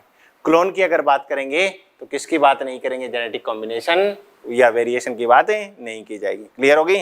तो वेरिएशंस प्रोड्यूस अल्टीमेटली यहाँ पर नहीं होंगी। आंसर अपना क्या चला जाएगा, sexual reproduction. Okay, next question पे मूव करते हैं। क्वेश्चन नंबर कौन सा हो जाएगा, 29 आ जाए। The mechanism that causes a gene to move from one linkage group to another, repeat हुआ है क्वेश्चन, पहले भी ऐसा क्वेश्चन आया था, क्या कहलाता है बच्चों, ट्रांसलोकेशन कहलाता है। ठीक है, ऑप्शन भी सिमिलर ही है। Next question, question number 30, a true breeding plant is, true breeding plant कौन सा है? Produced due to cross pollination, हाँ जी, क्रॉस की बात नहीं होगी यहाँ पर, ट्रू ब्रीडिंग में तो सेल्फ की बात होती है, हाँ है ना, तो ये तो गलत हो गया। Near homozygous and produce of spring of its own kind, अपने ही जैसी ऑफ स्प्रिंग बनाता है, और नियरली होमोजाइगस बोला है, कहने का मतलब है यहाँ पर मे बी कुछ वेरिएशन आ सकती हैं, म्यूटेशन यहाँ पर हो सकता है, तो कंडीशन फुलफिल हो रही है ट्रू ब्रीडिंग प्लांट के लिए। ऑप्शन नंबर 2 करेक्ट है, यही पूछ रहा है अपने को, फिर भी 3 और 4 को भी देखना है। ऑलवेज होमोजाइगस, हमेशा होमोजाइगस रिसेसिव हो in its genetic constitution, necessary नहीं है, wrong. One that is able to breed on its own, अपने आप ही ब्रीड कर जाए, अपने आप ब्रीड नहीं करेगा, ठीक है, तो ये कंडीशन भी रॉन्ग हो जाएगी। आंसर कौन सा चला जाएगा? Option number 2। Okay, next question पे मूव करें, question number 31, if a colour blind man marries a woman who is homozygous for normal colour blind vision, the probability of their son being colour blind. Question क्या कह रहा है वही लिखते हुए चलो। If a colour blind man, man मतलब XY, कैसा है? Colour blind, marries a women, एक वुमेन के साथ मैरी करता है, who is homozygous for normal vision, इसका मतलब है कैरियर ये नहीं है। द प्रोबेबिलिटी ऑफ देयर सन, सन की बात कर रहे हैं, इसका मतलब है ये जो Y है, इस Y का क्रॉस इन दोनों से करवाना है। एक कंडीशन ये, एक कंडीशन ये, दोनों ही कंडीशन क्या बनेंगी? सिमिलर बनेंगी, तो कोई भी कलर ब्लाइंड नहीं होगा, कोई भी कलर ब्लाइंड नहीं होगा, इसका मतलब है 0 हो जाएगा, हाँ या ना। और अगर यहाँ सन की बजाय प्रोजेनी की बात कर लेता, प्रोजेनी की अगर बात करता, तो फिर इन दोनों का क्रॉस इससे करवाना पड़ता है अपने को। एक कंडीशन ये बनती, एक कंडीशन है ये बनती, XCX, तो यहाँ भी क्या है 0% ही आता। लेकिन अगर सवाल में क्या कह देता, carrier for colour blindness, carrier for colour blindness अगर बात करें तो 4 में से 2 प्रोजेनी ऐसी हैं जो कलर ब्लाइंड है। और डॉटर कैरियर की अगर बात कर लेता, केवल क्वेश्चन में पूछ लेता कितनी बेटियां जो हैं वो कैरियर है कलर ब्लाइंडनेस के लिए, 100% हो जाता, ठीक है। तो ये सिंपल सी बातें हैं, इनको याद रखना है आपको, सिली मिस्टेक है नहीं करनी है। अगले क्वेश्चन पे मूव करते हैं, question number 32, among the following character which one was not considered by the Mendel in his experiment on P. तो मेंडल ने जो हाइब्रिडाइजेशन एक्सपेरिमेंट किया था, ईयर याद है ना, 1856 से लेकर 1863, ठीक है, तो ईयर याद रखनी है, यहाँ से क्वेश्चन भी बना हुआ है, अभी आगे आएगा। कौन सा कैरेक्टर काम में नहीं लिया? ट्राइकोम्स, ग्लैंडुलर और नॉन ग्लैंडुलर फॉर्म, ऐसा तो अपन ने कहीं पढ़ा ही नहीं है, मेंडल ने जो है इसको काम में नहीं लिया। सीड ग्रीन और येलो होते हैं, बिल्कुल काम में लिया था। पोड इन्फ्लेटेड या कॉन्स्ट्रिक्टेड होते हैं, फूले हुए होते हैं या फिर पिचके हुए होते हैं, ये भी काम में लिया था। स्टेम टॉल होता है, ड्वार्फ होता है, ये भी काम में लिया था। क्या काम में नहीं लिया? ट्राइकोम वाला कैरेक्टर काम में नहीं लिया। आंसर क्या चला जाएगा? 1 चला जाएगा। और बॉटनी आपने पढ़ी है तो ट्राइकोम्स के बारे में भी आप जानते हो, क्या कहलाते हैं ट्राइकोम्स? ट्राइकोम्स स्मॉल हेयर हैं, स्मॉल हेयर्स। अराइज फ्रॉम, कहां से? Arise from epidermis, epidermis of plant, plant के एपिडर्मिस से अराइज होने वाली स्ट्रक्चर क्या कहलाती हैं? ट्राइकोम्स कहलाती हैं। नेक्स्ट आ जाएं, अगला question, question number 33, a disease caused by N autosomal primary non disjunction, ठीक है जी, ऑटोसोमल नॉन डिसजंक्शन की वजह से वो ये बना है। तो क्लाइनफिल्टर तो सभी जानते हो, क्लाइनफिल्टर कंडीशन क्या है बच्चों? 44 प्लस XXY, ये कंडीशन आपको याद रखनी है, क्वेश्चन बनता है यहाँ से, ठीक है। टर्नर सिंड्रोम की कंडीशन भी सबको पता है, क्या है? 44 प्लस 1x कम हो जाता है, x is 0। Sickle cell anaemia autosomal है, डाउन सिंड्रोम ऑटोसोमल है, ठीक है। लेकिन सिकल सेल एनीमिक कंडीशन में तो क्या हो गया था, वो पॉइंट म्यूटेशन की बात हुई थी, ठीक है। लेकिन यहाँ तो नॉन डिसजंक्शन की बात हो रही है। नॉन डिसजंक्शन का मतलब सेपरेशन नहीं होगा, दोनों ऑटोसोम एक जगह ही चले जाएंगे। तो 21 की जो ट्राइसोमी बनती है, 21 ट्राइसोमी किसको रिप्रेजेंट करेगी? नॉन डिसजंक्शन कंडीशन को। आंसर क्या चला जाएगा? Option number 4। Okay, next question पे मूव करें, question number 34, question number 34, thalassaemia and sickle cell anaemia are caused due to a problem in globin molecules. ठीक है, सबको पता है। थैलेसीमिया में भी ग्लोबिन चेन जो है उस पर इफेक्ट देखेंगे, सिकल सेल एनीमिया में भी ग्लोबिन चेन पे इफेक्ट देखेंगे। Select the correct statement, correct का पता करना है। Both are due to quantitative defect in globin chain synthesis. Quantitative की अगर बात करें तो थैलेसीमिया कैसा है, क्वांटिटेटिव है, ठीक है।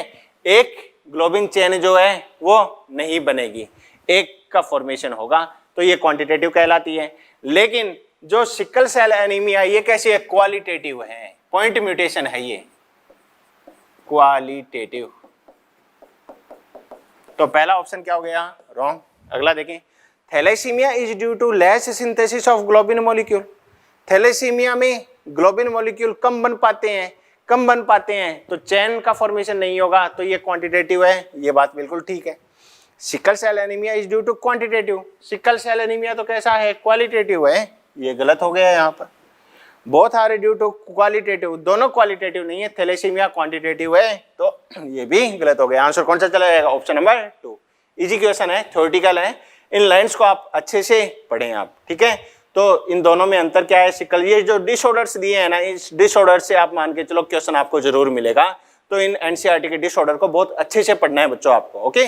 अगले क्वेश्चन पे मूव करते हैं, question number 35। The genotype of a husband and wife are, blood group के लिए बात कर रहा है, ठीक है, हस्बैंड का ये है, वाइफ का ये है।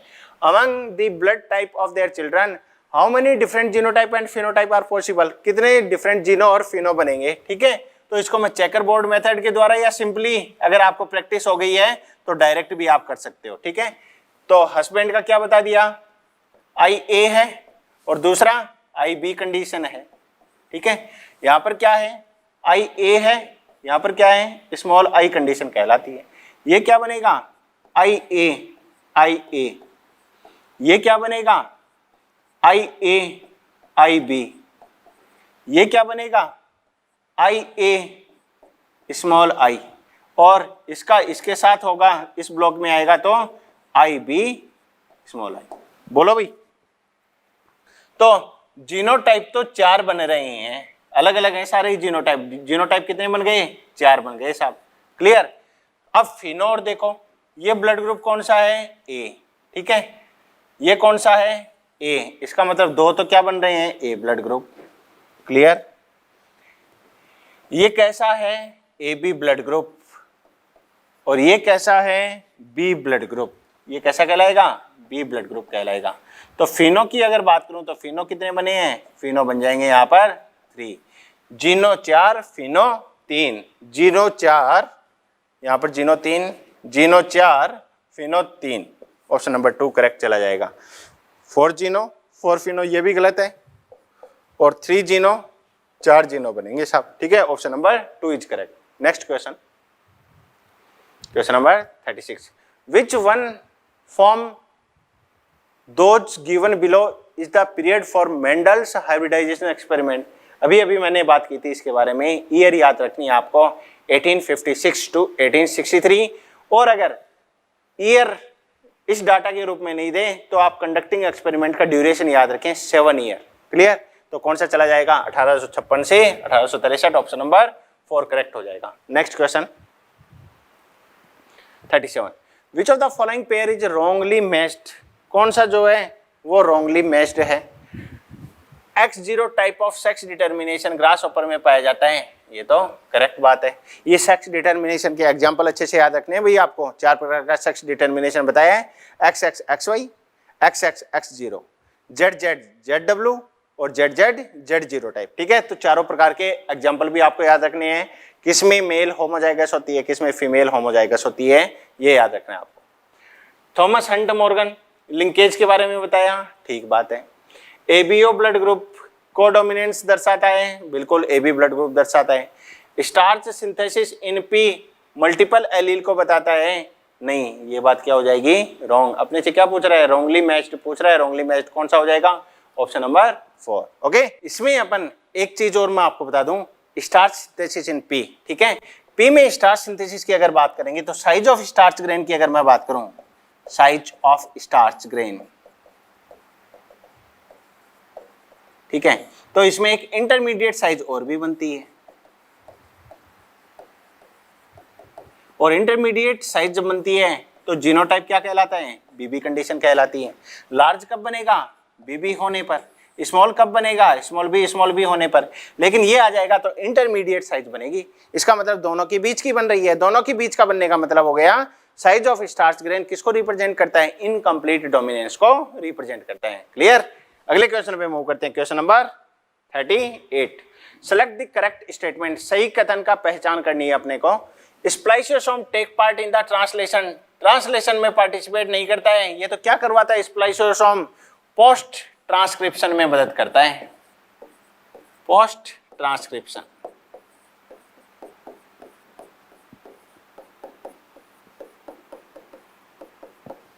ठीक है। अगली बात, transduction was discovered by S Altman. S Altman के द्वारा ट्रांसडक्शन डिस्कवर नहीं किया गया है, ट्रांसडक्शन को डिस्कवर किया है किसने, नॉर्टन जिंडर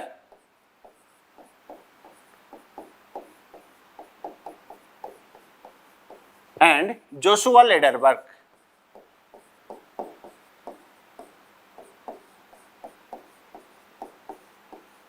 जोशुआ लेडरबर्ग के द्वारा। तो ये स्टेटमेंट भी क्या हो गया, रॉन्ग। पहला अपने आप में वैसे ही रॉन्ग है। Punnett square was discovered by, हाँ भाई, रेगिनाल्ड सी पुनेट, कहाँ के, ब्रिटिश साइंटिस्ट हैं, बिल्कुल करेक्ट आंसर है। Franklin Stahl coined the term linkage. No, linkage के वर्ड की अगर बात करें तो ये किसने दिया है, मॉर्गन ने, ये दिया है साहब मॉर्गन ने। अब यहाँ पर एक एडिशनल इंफॉर्मेशन, वैसे बॉटनी में आपने अच्छी तरह पढ़ा होगा इसको, मोलिकुलर बायोलॉजी में। Spliceosome take part in the translation. क्या है स्प्लाइसियोसोम, इस स्प्लाइसियोसोम के लिए बात याद रख लेना, यूकैरियोट्स जो हैं उसमें हैवी मॉलिक्यूल होता है, ये हैवी मॉलिक्यूल कॉल्ड एज क्या कहलाता है, स्प्लाइसियोसोम।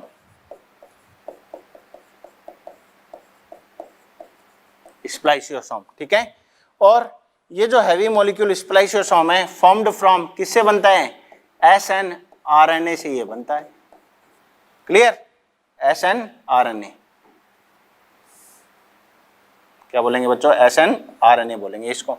और क्या करवाता है ये, जो प्री ट्रांसक्रिप्शन है, उस प्री ट्रांसक्रिप्शन के दौरान इंट्रॉन को रिमूव आउट करवाता है, remove intron.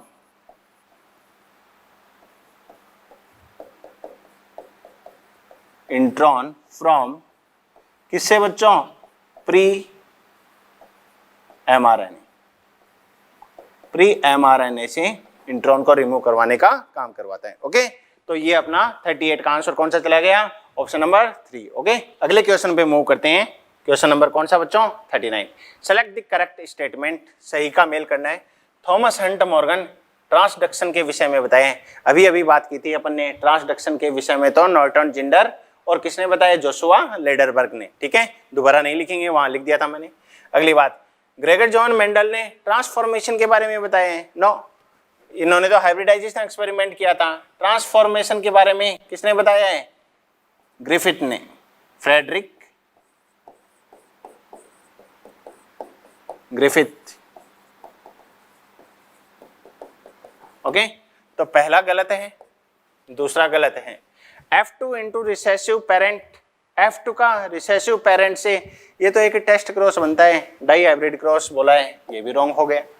Ribozyme nucleic acid होता है, एक्चुअली ठीक बात है, राइबोजाइम न्यूक्लिक एसिड है एक, और राइबोजाइम को क्या कहा जाता है, कैटालिटिक RNA भी कहा जाता है।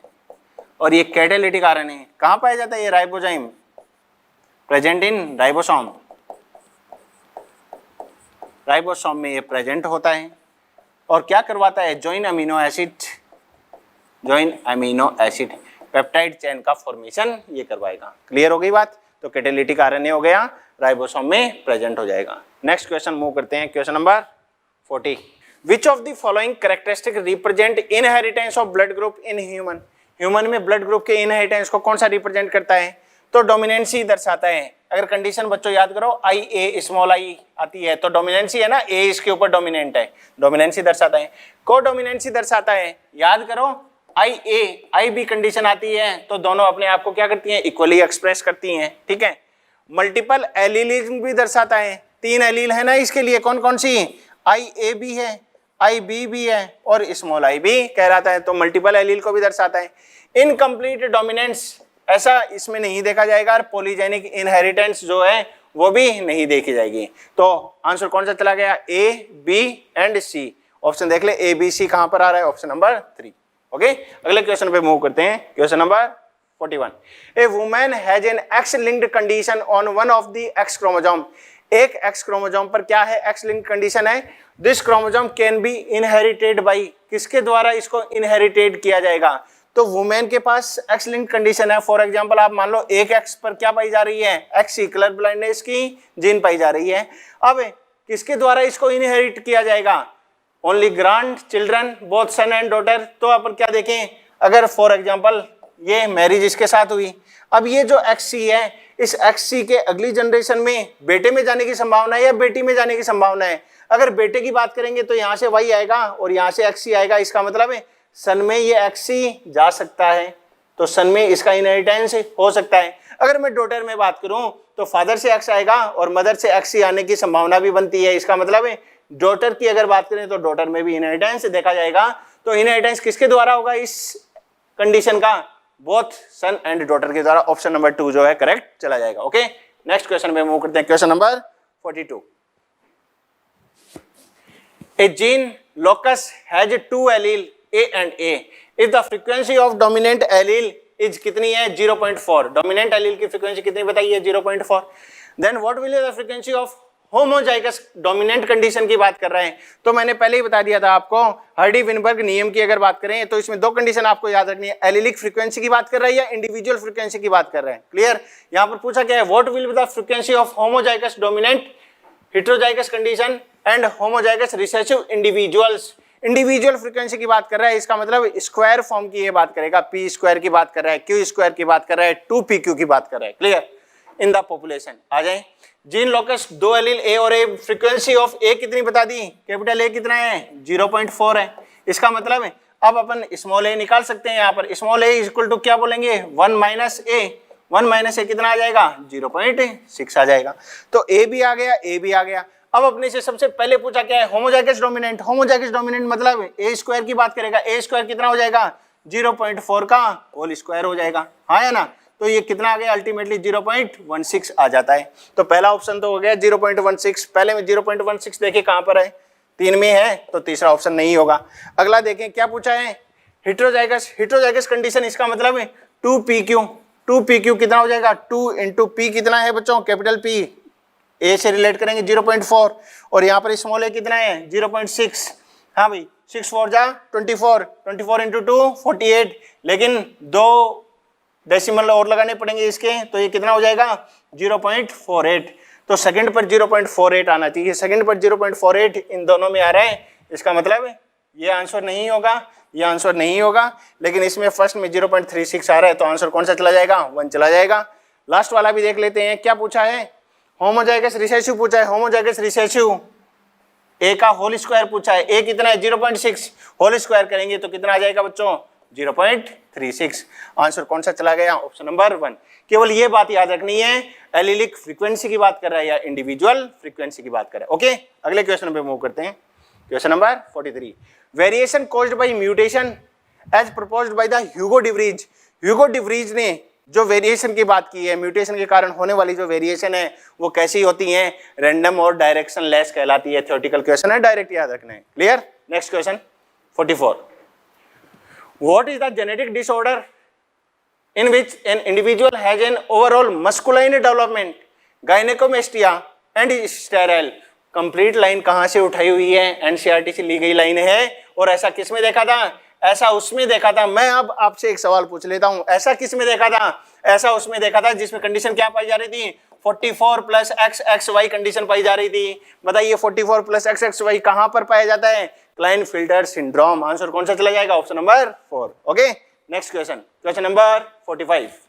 The frequency of recombination between gene pair on the same chromosome as a measure of distance between the between gene was explained by, ऐसा है। इसका मतलब इस कंप्लीट डेफिनेशन को अपन ने पढ़ा तो अपने को पता चल गया किसकी बात कर रहा है, लिंकेज मैप की। और लिंकेज मैप की अगर मैं बात करूं तो लिंकेज मैप को किसने डिस्कवर किया है, थॉमस हंट मॉर्गन के जो स्टूडेंट हैं, कौन, अल्फ्रेड स्टुडेवेंट, उन्होंने डिस्कवर किया है। तो ऑप्शन नंबर फर्स्ट चला जाएगा। Okay, next question, question number 46। In antirrhinum a red flower was crossed with white flower and F1 generation pink flower obtained when pink flower were self, the F2 generation shows white, red और pink flower, choose the incorrect। incorrect का पता करना है। ये ऊपर जो question इसने बोला है उसका सिंपल सा मीन क्या है, रेड का क्रॉस किससे करवा दिया है, a red flower is crossed with white flower, small R से क्या बन गया है, आर आर बन गया। ये आर आर क्या कहलाता है, पिंक कहलाता है। इसका क्रॉस किससे करवा दिया है, वही सेल्फिंग हो गई है, हाँ या ना। तो अब जो ऑब्टेन्ड होंगे वो कैसे कहलाएंगे, एक तो आर आर बनेगा, दो पिंक कंडीशन बनेगी और एक है आर आर व्हाइट कंडीशन बनेगी। क्लियर। ये किसको बताता है, पिंक का मतलब क्या हो गया, रेड और व्हाइट के बीच का कहला गया। ये इनकम्प्लीट डोमिनेंस को बताता है। अब इनकम्प्लीट डोमिनेंस आप देख लें। पहले ऑप्शन में क्या कह रहा है, ratio of F2 is 1/4 red, red बनेगा, 2/4 पिंक बिल्कुल बनेगा, 1/4 व्हाइट बनेगा, बिल्कुल ठीक बात है। तो 1 चला जाएगा। क्वेश्चन क्या कह रहे हैं, इनकरेक्ट पूछा है, सॉरी इनकरेक्ट पूछा है, इसका मतलब ये तो करेक्ट है, ये आंसर नहीं जाएगा। Law of segregation does not apply, अगर सेग्रीगेशन अप्लाई नहीं होगा तो गैमिट कैसे बनेंगे, गैमिट अगली जनरेशन में कैसे जाएंगे, तो ये स्टेटमेंट भी रॉन्ग हो गया। This experiment does not follow the principal of dominance, dominancy को नहीं दर्शाता, किसको दर्शाता है, इनकम्प्लीट डोमिनेंस को दर्शाता है। तो this experiment does not follow principle of dominance, ये इनकरेक्ट हो गया। Pink colour in F1 is due to incomplete dominance, ये तो अपन बात कर ही रहे हैं, तो ये बात तो ठीक है। इनकरेक्ट पूछा है, इनकरेक्ट का मतलब कौन सा चला जाएगा, ऑप्शन नंबर 3। नेक्स्ट क्वेश्चन में मूव करते हैं, question number 47। What map unit is adopted in the construction of the genetic map, genetic map में क्या मैप यूनिट जो है वो काम में ली जाती है। देखें आप, a unit of distance between gene on the chromosome representing 1% crossing over, याद करो 1 centimorgan is equals to 1% crossing over, तो पहला स्टेटमेंट ही सही हो जाएगा। बाकी के स्टेटमेंट को आप पढ़ेंगे तो 1 सेंटीमॉर्गन इक्वल्स टू 1 मैप यूनिट जो है वो आपको नहीं दिखाई देगा, 1% क्रॉसिंग ओवर के इक्विवेलेंट नहीं होगा। तो ऑप्शन नंबर 47 क्वेश्चन का आंसर क्या चला गया, 1। Next question, question number 48। Select the incorrect, incorrect का पता करना है। In domesticated fowl sex of a progeny depends on the type of sperm rather than the egg. Domesticated fowl की अगर बात करें तो कैसा सेक्स डिटर्मिनेशन पाया जाता है, ZZZW टाइप पाया जाता है, ठीक है। और इस ZZZW टाइप की अगर मैं बात करूं तो ये कंडीशन किसको रिप्रेजेंट करती है, होमोजाइगस सेम टाइप के क्या बनाते हैं, मेल में तो, ह्यूमन के केस में तो जो ओवा बने थे वो सिमिलर टाइप के होमोजाइगस कंडीशन को रिप्रेजेंट कर रहे थे, लेकिन यहाँ पर स्पर्म जो है वो क्या होते हैं, सेम होते हैं। ये मेल को रिप्रेजेंट करेगा। मेल क्या होता है, होमोजाइगोसिटी को रिप्रेजेंट करता है, और फीमेल किसको रिप्रेजेंट करती है, हेटेरोजाइगोसिटी को। अब क्या कह रहा है, in domesticated fowl sex of progeny depend on type of sperm. No, sperm का टाइप तो सेम है, इसका मतलब फाउल में जो है, मुर्गियों में, वो सेक्स किस पर डिपेंड करता है, टाइप ऑफ ओवा पर डिपेंड करता है। पहला क्या हो जाएगा, इनकरेक्ट, वही अपने से पूछा है, ऑप्शन नंबर 1 चला जाएगा। लेकिन बाकी के 3 ऑप्शन भी पढ़ने पड़ेंगे साहब। देखें आप, human male have one of their sex chromosome much shorter than the other, एक क्रोमोसोम शॉर्टर होता है। ह्यूमन मेल की अगर बात करूं तो ये 2 पाए जाते हैं। शॉर्टर क्रोमोसोम कौन सा कहलाता है, वही कहलाता है। तो स्टेटमेंट क्या है, सही है। इनकरेक्ट पूछ रहा है अपने से। Male fruit fly is heterogametic, male fruit fly heterogametic होती है। मेल फ्रूट फ्लाई में XY type of sex determination पाया जाएगा, तो मेल फ्रूट फ्लाई का XY बन जाएगा, 2 अलग अलग प्रकार के गैमेट बनेगा, इसका मतलब हेटेरोगैमेटिक होता है। ये बात भी सही है। इनकरेक्ट पूछ रहा है। In male grasshopper 50% of sperm have non sex chromosome, 50% sperm जो होते हैं उनमें नॉन सेक्स क्रोमोसोम होते हैं। ग्रासहॉपर की बात करें तो अभी क्वेश्चन भी पहले आया था, X0 कंडीशन पाई जाती है। एक तो सेक्स क्रोमोसोम होता है और दूसरा कैसा है, नॉन सेक्स क्रोमोसोम यहाँ पर कहलाता है। तो ये भी क्या हो गया, करेक्ट। इनकरेक्ट कौन सा हो गया, 48 का आंसर चला गया 1। ओके, तो बच्चों ये जो 48 क्वेश्चन अपन ने किए हैं, ये 2013 से लेकर 2019 तक जो क्वेश्चन आए हुए हैं नीट के एग्जाम में। 16 में 2 बार हुई थी, तो 8 सालों में क्वेश्चन कितने आए हुए हैं, 48। लेकिन यहाँ पर आप याद रखें, लास्ट ईयर 2019 की अगर मैं बात करूं तो इस अकेले चैप्टर से क्वेश्चन कितने आए हुए हैं? 7 क्वेश्चन अगले चैप्टर से आए हुए हैं। ठीक है, तो आप मान के चलें 7 to 8 का मार्जिन इस चैप्टर का चलता है। बहुत अच्छे से इसको प्रिपेयर करना है। क्लियर? अब स्टूडेंट कॉर्नर में एक इन्फॉर्मेशन मैं आपको और डिलीवर कर देता हूँ। आपकी CLC जो है ऑनलाइन क्लासेज चला रही है। 16 अप्रैल को पहला बैच था, 27 अप्रैल को दूसरा बैच था और तीसरा फेज जो है वो हमने 7 मई से चालू कर दिया है। ठीक है, अब इनके जो पेपर डिस्ट्रीब्यूशन है, वो पेपर किस दिन होने हैं, माइनर कब होने हैं, वो आपको लाइव के दौरान बता भी दिया गया है और उसका नोटिफिकेशन भी हमारी CLClive.in पर है। इसके अलावा आपकी CLC ने 11 मई से जो है वो क्रैश कोर्स की स्टार्टिंग भी कर दी है और अब जो है फर्स्ट माइनर उसका कंप्लीट होने वाला है। तो 18 मई से जो है क्रैश कोर्स का सेकंड फेज हमारा जो है वो चालू होने जा रहा है। ओके, तो बाकी मस्त रहें, स्वस्थ रहें और अच्छे से तैयारी करते रहें। थैंक यू बच्चों।